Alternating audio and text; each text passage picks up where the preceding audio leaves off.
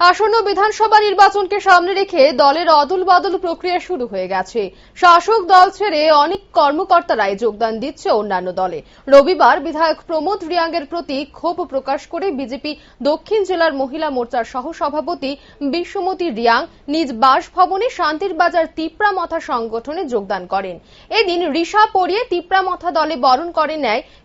শান্তির বাজার তিপ্রামথা সংগঠনের সভাপতি হরেন্দ্র রিয়াং। এছাড়া এদিনের যোগদান সভায় উপস্থিত ছিলেন তিপ্রামথা যুব সংগঠনের রাজ্য কমিটির সহ সভাপতি শিহানু মগ, রঞ্জিত রিয়াং, উত্তম মগ, পরিমল রিয়াং, প্রতাপ রিয়াং সহ অন্যান্যরা। তবে দেখা যাচ্ছে শাসক দলের ওপর থেকে দলীয় কর্মকর্তাদের বিশ্বাস ধীরে ধীরে ক্ষুণ্ণ হচ্ছে, তাই বলেই অপর দলে চলছে যোগদান পর্ব।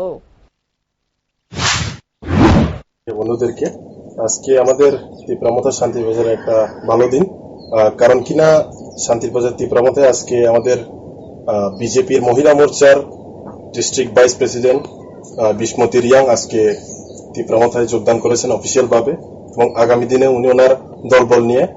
শান্তিবাজার বিধানসভা 36 শান্তিবাজার বিধানসভায় উনি দলবল নিয়ে একটা বড় অনুষ্ঠানের মাধ্যমে তিপ্রামথায়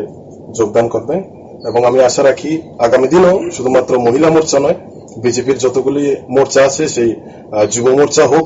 বা তপশিলি জাতি বা আমাদের জনজাতি মোর্চা হোক, প্রত্যেকটি মোর্চা থেকে যে মহারাজের নেতৃত্বে যে কাউন্সিলে আমাদের সরকার গঠন হয়েছে, সেটাকে দেখে আগামী দিনে 2023কে লক্ষ্য রেখে এবং মহারাজার যে থানচার বার্তা আর গ্রেটার ত্রিপুরাল্যান্ডের মুভমেন্টকে আরো এগিয়ে নেওয়ার জন্য